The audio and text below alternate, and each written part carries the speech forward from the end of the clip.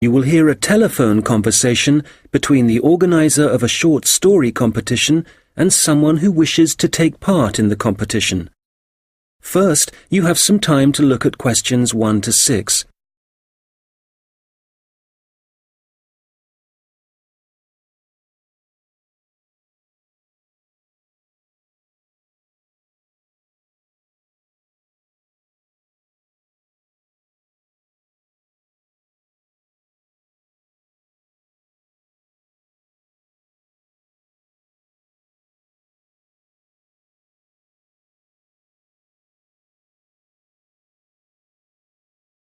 Good morning, Dave speaking. Oh, hi. I'm phoning about a short story competition. I saw an advert in a magazine and I was just calling to get some details. Yes, certainly. I'm the competition organizer, so I should be able to help. What kind of details are you looking for? Well, does it cost anything to enter? Yes, there's an entry fee of £5. Okay, that should be fine. It's a short story competition, so how many words is that?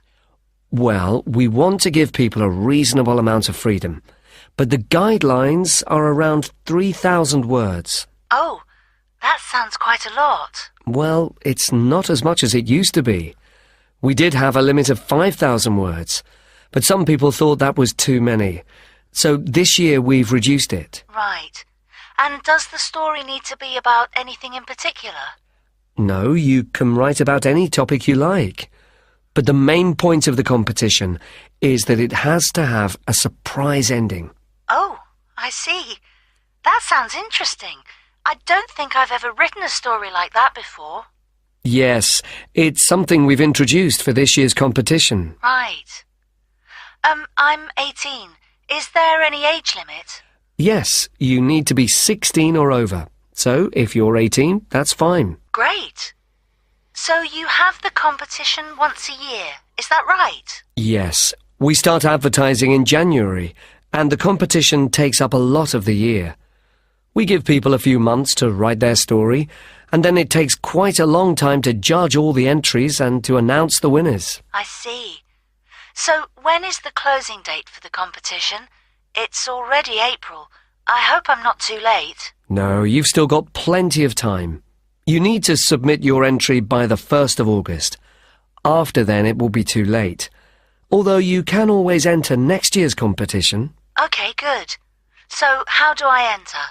Well, we have a website, and the best way to enter is to complete the entry form online. We also have more details of the competition on the site. Shall I give you the web address? Yes, please.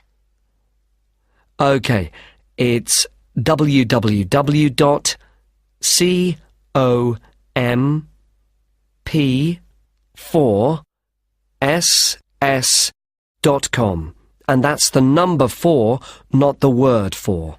Okay, thanks. I've got that. So, I can complete the entry form online, but how do I send the story?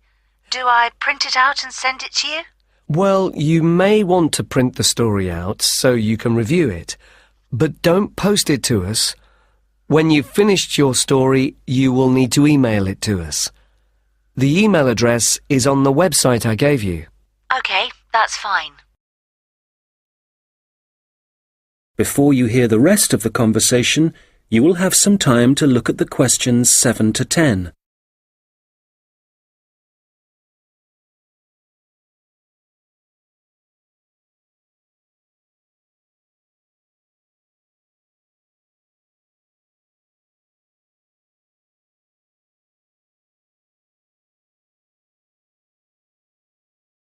Now listen and answer questions 7 to 10.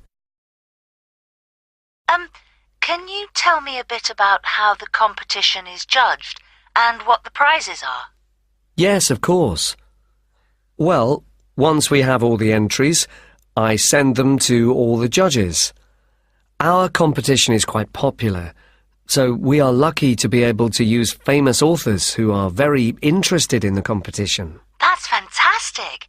It's great to know that someone famous will be reading my story. Yes, that's right.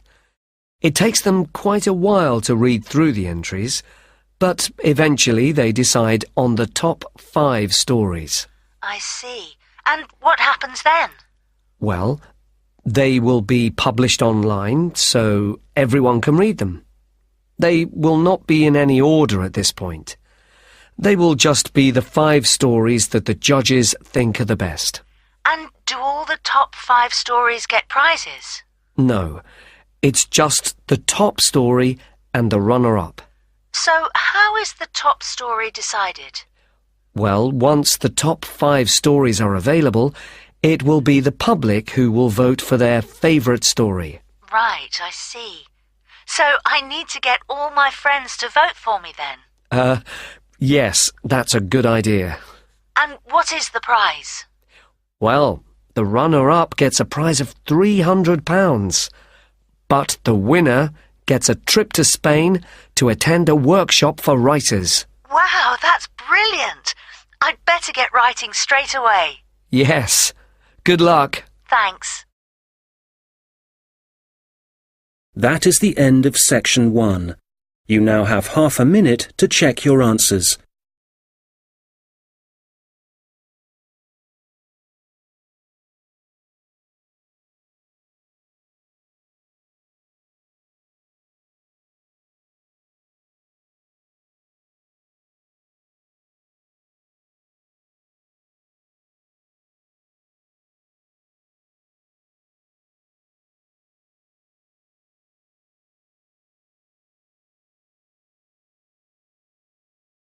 Now turn to section 2.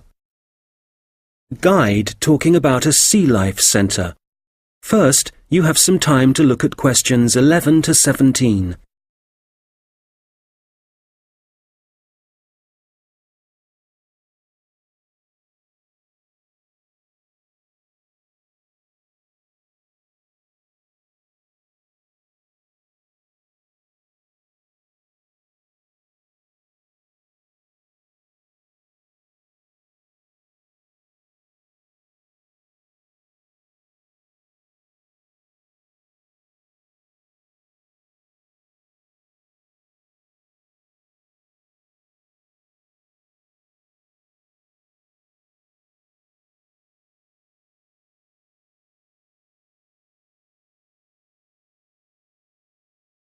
Okay, so hi everybody and welcome to the Sea Life Centre.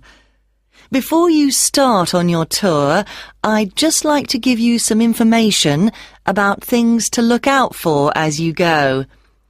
Well, first of all, I guess some of you may have been here before and may be surprised to see the name has changed.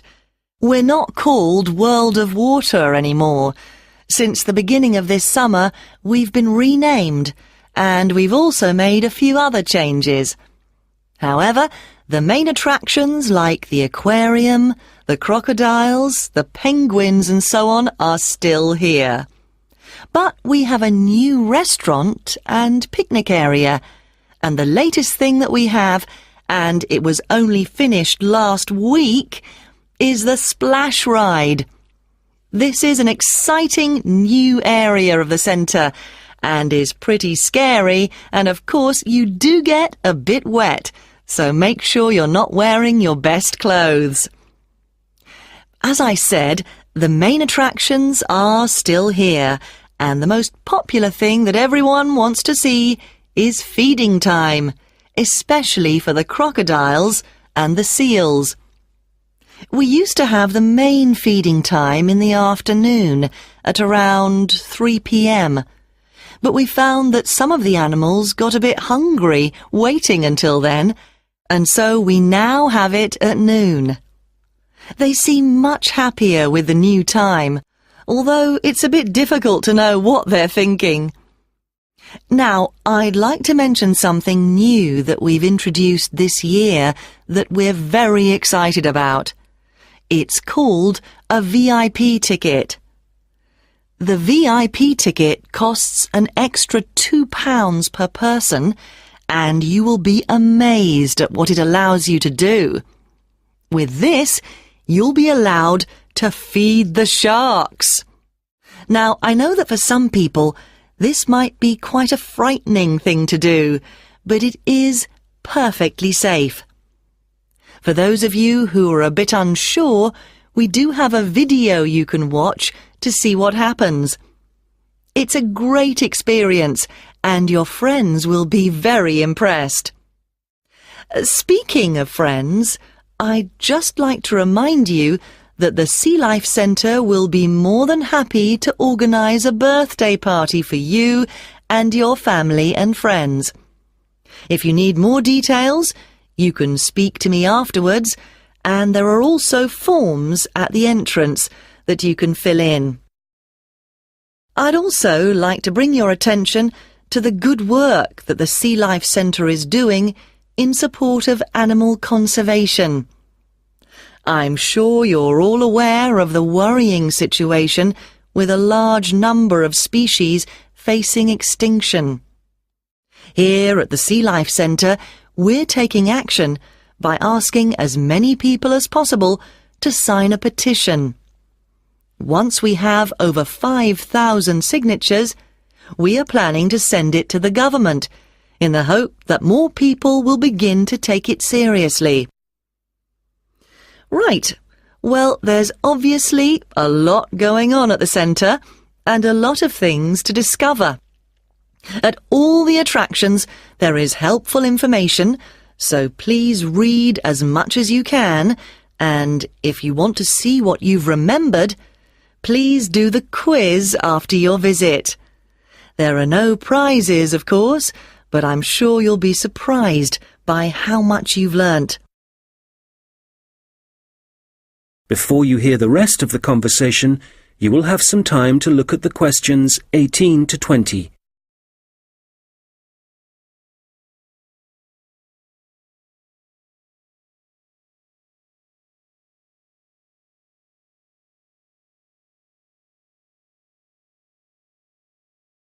Now listen and answer questions 18 to 20.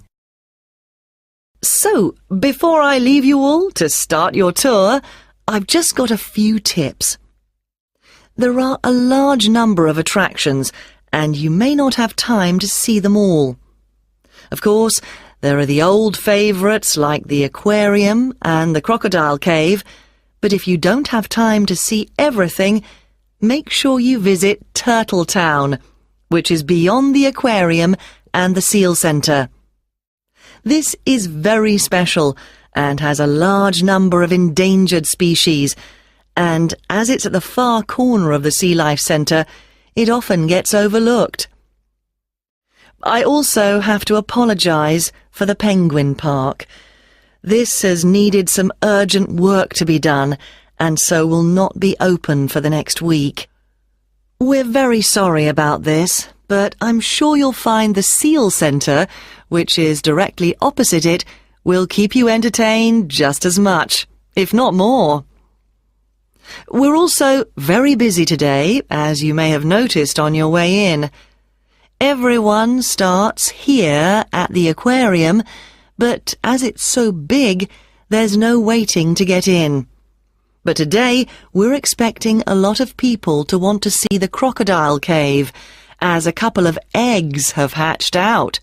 So expect delays there and, if you like, move on to the Seal Centre first and then go back when things are quieter towards the end of the day. So, I'll leave you now, but if you have any questions, I won't be far away, and have a great time at the Sea Life Centre. That is the end of section 2. You now have half a minute to check your answers.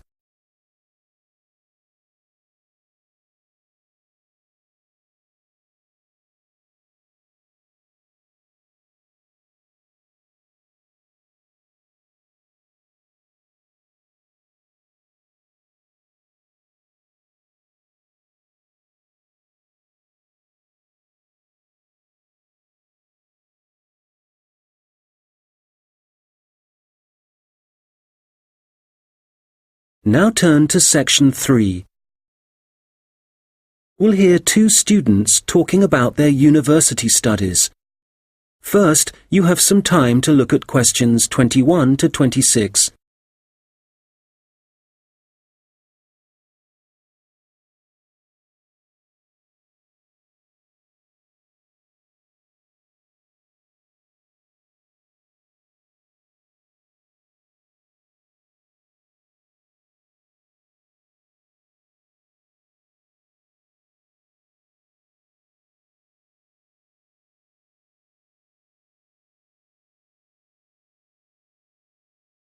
Oh, hi, George. How's it going? Hi, Martina. It's going well. How about you? How's university life? Well, it's great. Apart from the studying, of course. Yeah, me too. What are you studying? I seem to remember that you were going to do art. That was your best subject, wasn't it? No, not really. I just liked the teacher. He was French and had an amazing accent. My favourite subject was history, but I couldn't see what career that would give me. Oh, right. So what did you choose? Well, I found it really difficult to decide. I was really good at science, but I must admit, I never really enjoyed studying it. So, in the end, I decided to opt for English, which was my second favourite subject, and I thought it would be more useful to me than studying anything else. So, that's what I'm doing. How are you finding university? Well, it's a bit of a challenge, I suppose. Are you finding it difficult? Well, some of it. I'm doing mechanical engineering, which is really interesting, but it covers quite a lot of areas, like materials science, machine design, physics, and of course mechanics. And they're all fine, but it's maths that I'm struggling with. It's a lot harder than it was at school. I can believe it. It all sounds very difficult to me. But then I never was very good at mechanical things. I suppose it must involve some practical work. Well, not at the moment. Currently, it's nearly all theory, so it's a bit heavy going. I guess you need to start with that so that you can get a grasp of the concepts and learn a few facts before you start putting it into practice. It must be a lot different to the course that I'm taking. Yes, but in a few weeks we'll be having a lot more practical experience. In fact, I've got a great assignment this term working on jet engines, which means I'll be going on a few field trips to a nearby airport. Oh, that's great. It sounds like you're going to be very busy. Yes, I'm not sure how I'm going to cope with the work. We have a lot of lectures, and that's fine. The lecturers are very knowledgeable, and I learn a lot from them. But we also have a lot of seminars, and I find with so many people expressing their views, it can get quite frustrating. It would be better if we didn't have so many of those. Yes, it's the same for me.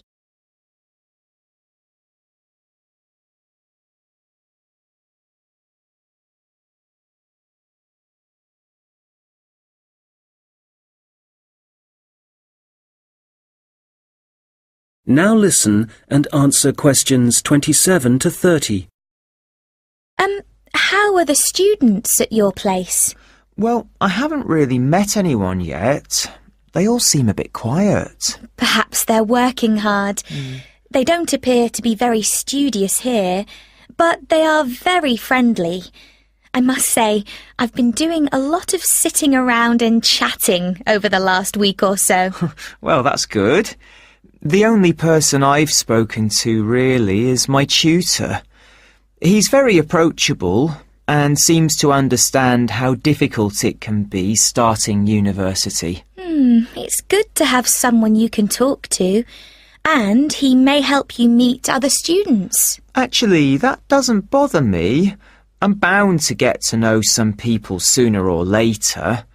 It's more a question of finding out what I need to do, where to go and so on. I hope he can help me with that. Oh, I would have thought so. Well, we certainly have a lot of work ahead of us. It seems like a long time, doesn't it? Studying for 3 years. Yes, it does. But I'm sure it'll go quickly. You know, I'm really dreading the first assessment. Yes. For the course I'm doing, we have to hand our first one in at the end of next month. Really? So, have you got the topic yet? No, but we'll get it soon. I'm not sure how much we have to write yet. Not too much, I hope. I know what you mean. And it's hard to study, especially where I am now. Oh, where are you living? I'm living in a hall of residence. I thought that would be a good idea, as there'd be a lot of people around, but I'm finding it a bit noisy. I can see that I'm going to have problems when I really need to get down to some work. So, I guess you need to be somewhere on your own then? Yes. Well, I do like to have some people around me, so I'd prefer to live with a family somewhere, in a house not too far from the university. Well, good luck with that. Yes, thanks. And good luck to you as well. Oh, I have to dash now. I've another lecture in 10 minutes. Bye for now. Bye! That is the end of section 3.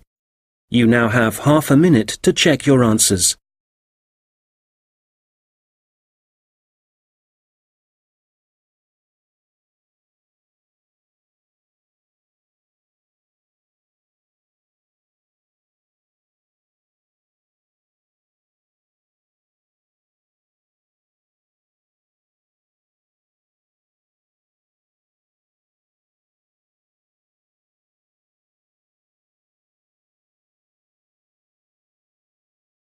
Now turn to section 4. You will hear someone talking about creating a presentation. First, you have some time to look at questions 31 to 40.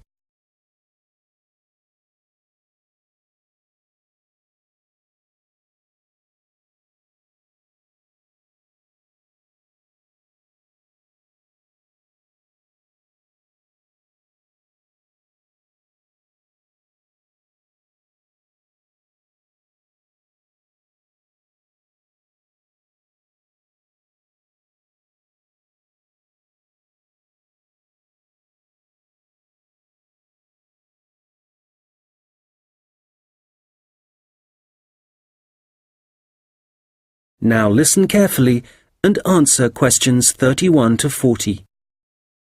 Hello, everyone.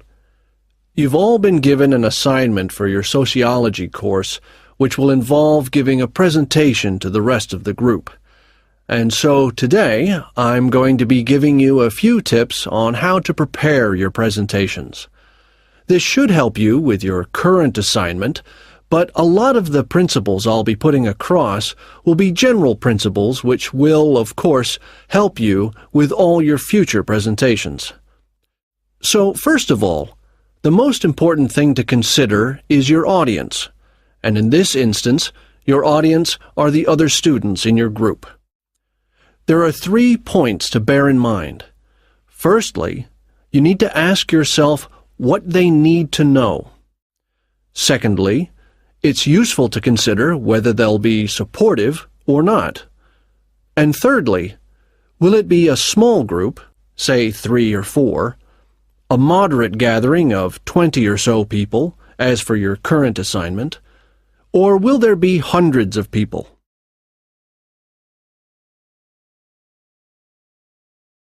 Having said all that, what I'm about to tell you will apply equally to any audience. So, how do you structure your presentation? Right at the beginning, you should tell them something that forces them to pay attention. This could be something surprising or even shocking, but it needs to be relevant. After that, you need a list of items or topics showing them what you'll be covering, rather like an agenda. And then the main part of the presentation will follow. This main part will be the detailed information you'll be presenting, and could include facts, statistics, personal experiences, etc. After this, you should summarize what you've presented and close with what I call next steps. For this assignment, you could simply point the group to other sociology reference material. In other cases, you may want to suggest some actions that people can take. Now, what about the design of the slides for your laptop? Well, the important thing here is to be consistent. You need to have the same type of font and use the same color and size for the same elements. For example, all headers need to look the same. All bullet points need to be presented in the same way. And don't just stick to words. Bring the presentation to life by adding graphics. These could be in several forms, such as pictures, flowcharts, diagrams, histograms, and so on. And so let's move on now to presenting. You have your presentation prepared, and you're ready to start. Well, it's important to give a good impression from the start. So take 3 deep breaths, look at the audience, no matter how frightening they may be, and be enthusiastic and energetic. As you go through the presentation, remember to provide some variety in the way you speak. So, for example, you can talk fairly rapidly for information that may be familiar, but then slow down for more unfamiliar sections. And change your tone as you speak. Don't keep it at the same level all the way through. As I mentioned, look at your audience. A good tip is to pick people out and look at them for around 5 seconds. Not looking at the audience gives the impression that you're either not interested in them or terrified of them. Looking too long at one particular person may make them feel rather uncomfortable. There may be points in your presentation that you want your audience to really absorb, and in order to make important points stand out, you may consider adding silence right after these. It will give people time to reflect on what you've just said. Also, you may be presenting complicated ideas or technical details, but try to keep everything as simple as possible. Use simple words and as few as possible. And be clear. If you say something like, "This appears to be," it implies uncertainty. So using weak verbs such as appears, seems, could be, etc., needs to be avoided. I'll just finish off with a few thoughts on questions and interruptions from the audience. You may choose to invite questions from the audience as you go, or ask them to wait until the end. Either way, questions should be encouraged, as it provides you with some feedback on how interested the audience is and how well they're understanding you. When a question is asked, you need to provide an answer that is as accurate as possible. So, initially, my tip is to repeat it. This will ensure you have heard it correctly and will give you a few seconds to gather your thoughts. Interruptions, on the other hand, can be unwelcome, and you may get them for a variety of reasons. It's likely, however, that there's something in your presentation that's unclear or confusing. So my advice is to reduce problems by reading through your presentation beforehand and predicting potential points which could cause interruptions. You may then want to change that part of your presentation, or at least you'll be prepared if someone does interrupt you. Now, do you have any questions?